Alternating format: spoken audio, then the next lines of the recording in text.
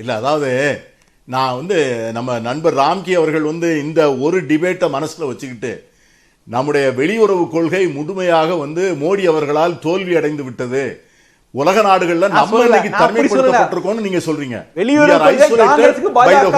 அப்படிதான் சொல்றீங்க.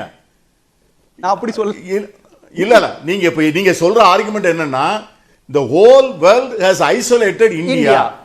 பாகிஸ்தான் ஐசோலேட் பண்ணணும், இந்தியாவை ஐசோலேட் பண்ணிருக்காங்கங்கறாரு. they want நம்மளுடைய வெளியுறவு கொள்கையில் எந்த மாற்றமும் இல்லை. இதே வெளியுறவு கொள்கை இருந்தால் அவர் பேசட்டும். அவர் என்ன சொல்லுங்க திருப்பிட்டார்.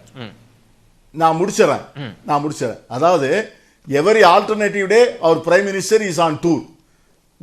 அவர் உலகத்துல போகாத நாடுகளே இல்லை, கட்டி பிடிக்காத தலைவர்களே இல்லை, அவர்களுக்கு விருதுகள் வழங்காத இஸ்லாமிய நாடுகளே இல்லை.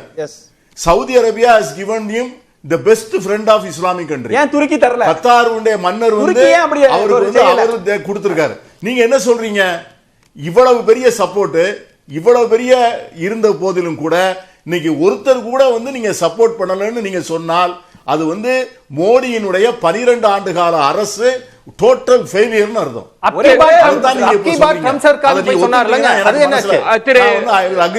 திரு ஆசீர்வாதம், எந்த ஒரு சிறு தாக்குதலாக இருந்தாலும் இன்றைக்கு அது சர்வதேச அரசியலோடு தொடர்புடையதுதான். ஒவ்வொரு நாடும் ஒரு யுத்தம்ன்றது உலக நாடுகளினுடைய கன்சென்சஸ், அவங்கள்ட்ட எக்ஸ்போஸ் பண்றது, இப்படி நெருக்கடி, இதெல்லாம் சேர்ந்துதான் நம்ம ஒரு யுத்தத்தை தாக்குதலை பார்க்க வேண்டி இருக்கிறது. அவுட்கம்ன்ற இடத்தில் பாகிஸ்தானை எக்ஸ்போஸ் பண்றதுதான் நம்ம நோக்கம், 9 முகாம் அழிப்பதுதான் நோக்கம் அப்படின்னா அது போதுமானதா? அது அப்படிப்பட்ட நெருக்கடியை இப்பதான் பாகிஸ்தான் எதிர்கொள்கிறதான்ற கேள்வி. உலக நாடுகள் நமக்கு ஆதரவா இருந்திருக்காங்களா இல்ல பாகிஸ்தானுக்கு ஆதரவா இருந்திருக்காங்கன்ற கேள்வி, அது வெளிவிவகார கொள்கையோடு சம்பந்தப்பட்டதா இருக்கு. சேர்த்தே சொல்லுங்களேன் திரு ஆசீர்வாதம். ஓகே, அதுக்கு முன்னாடி அரவிந்த் சொன்னது அங்க சைரன், பஞ்சாப் மாநிலத்துல சைரன் வந்திருக்கு அப்படின்னு. அது standard operating procedure. Sky blue book உடைய இன்ஸ்ட்ரக்ஷன்ஸ் இன்னும் நம்ம வித்ட்ரா பண்ணல. அதன் காரணமாக ஸ்கை ப்ளூ புக்ல என்ன எழுதி இருக்குதோ அதுபடி அவங்க செஞ்சுட்டு இருக்காங்க. அதனால பயப்படுற மாதிரி எதுவும் கிடையாது. அடுத்ததாக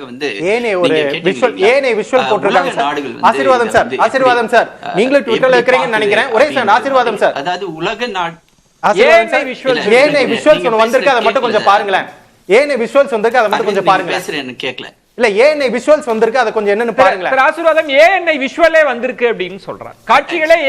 காட்சிகளே வந்திருக்கின்ற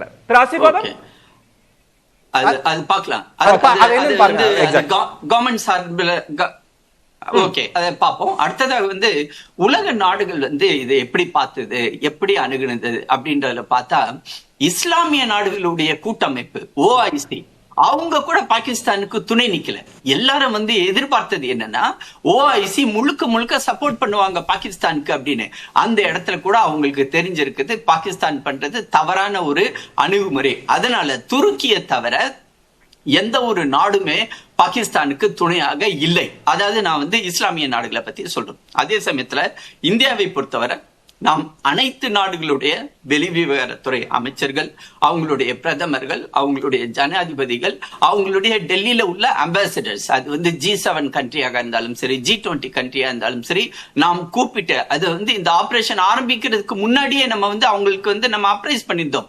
என்னைக்கு நம்மளுடைய அனைத்து கட்சி கூட்டம் நடந்துச்சோ அதே சமயத்துல பேரலா இந்த ஒரு ஆக்டிவிட்டியை மினிஸ்ட்ரி ஆஃப் எக்ஸ்டர்னல் அஃபேர்ஸ் நம்ம பண்ணிக்கிட்டே இருந்தோம். அதன் காரணமாகத்தான் உலகம் நாடுகள் அனைத்துமே புரிந்திருக்கின்றன. நம்ம சைடு உள்ள நியாயத்தை அவர்கள் நீங்க சொல்றது நான் இப்படி புரிஞ்சுக்கலாமா? குளோபல் பாலிடிக்ஸ்ல, உலக அரசியல்ல பாகிஸ்தான் தனிமைப்பட்டு விட்டது அப்படின்னு நான் புரிஞ்சுக்கலாமா? தனிமைப்படுத்திட்டோம் அப்படின்னு புரிஞ்சுக்கலாமா? அதாவது சரியான புள்ளியை நீங்க நிறுத்திருக்கீங்க. இன்னைக்கு பாகிஸ்தான் கண்டிப்பாக தனிமைப்படுத்தப்பட்டுள்ளது. ரியலைஸ் பண்றாங்களோ ஆசீர்வாதம் சார், IMF 2 நாளைக்கு முன்னாடி ஒரு $1 பில்லியன், அதுக்கு முன்னாடி இந்த டிரான்சாக்ஷன்ல $1.4 பில்லியன், மொத்தம் $2.4 பில்லியன் எப்படி சார் கொடுத்தாங்க? டாலரோட அப்ளிகேஷன் இப்ப வரல.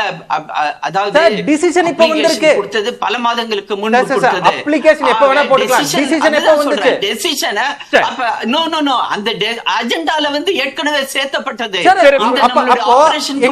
அப்ப அமெரிக்காக்கு இன்ஃப்ளூயன்ஸ் அதிகம். அந்த இடத்துல ஓட்டெடுப்பும் இல்லாத. ஒரு நிமிஷம் அரவிந்த், நான் சொல்றதை முடிச்சுக்கிறேன். சுருக்கமா அதாவது நேரமின்மை, எந்த இடத்துல நம்ம ஓட்டு நெருங்கிட்டோம், வாய்ப்பில்லையோ அந்த நிறைவு இடத்துல செய்யணும். நம்மளால எப்படி நிறுத்த முடியும்? இல்ல அடுத்ததாக இன்னைக்கு பாகிஸ்தான் அவங்களே சுய பரிசோதனை செய்ய வேண்டிய காலகட்டத்துக்கு வந்திருக்கிறார்கள். அதை நம்மளுடைய பிரதமர் 1 மணி நேரத்துக்கு முன்பு சுட்டிக்காட்டியுள்ளார்கள்.